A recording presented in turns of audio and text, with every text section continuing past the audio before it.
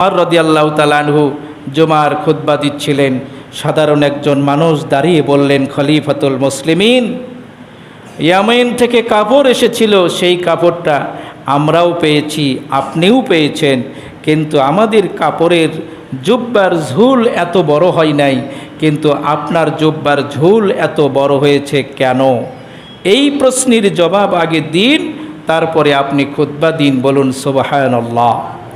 খলিফাতুল মুসলিমিন ওমর রাদিয়াল্লাহু তাআলা আনহু খুতবা বন্ধ করে দিয়ে বললেন, ভাই, গতদিন ইয়ামেনের কাপড় বন্টন হয়েছে বটে, কিন্তু আপনিও যা পেয়েছেন আমিও তাই পেয়েছি, কিন্তু আমাকে বিভিন্ন রাষ্ট্রপ্রধানদের সঙ্গে দেখা সাক্ষাৎ করতে হয়, আমার কাপড়ের ঝুল ছোট হয়ে যায়। এজন্য আমার ছেলে আব্দুর রহমান যে অংশটা পেয়েছেন সেই অংশ তিনি আমাকে দান করার কারণে আমার জুব্বার ঝুল আপনাদের জুব্বার চাইতে বেশি হয়েছে। বলুন সুবহানাল্লাহ। লোকটি বললেন, আপনি এখন খুতবা দিতে পারেন।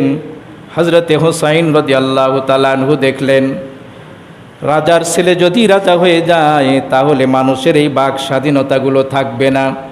তিনি সিদ্ধান্ত নিলেন, যে করেই হোক আমার বুকের তাজা রক্ত জমিনি বিলায়া দিলে হলেও এর প্রতিবাদ করতে হবে। এজন্য তিনি কারবালার প্রান্তরে শহীদ হয়ে রক্ত দিয়ে ৭১ থেকে ৭২ জন সঙ্গীর সাথী সহ শাহাদত বরণ করে তিনি প্রমাণ করে গিয়েছেন, উম্মতে মুহাম্মাদিরা, জীবন বাঁচানো ফরজ নয়, বরং কখনো কখনো জীবন দেওয়া মুসলমানদের জন্য ফরজ হয়ে যায়। বলুন সুবহানাল্লাহ।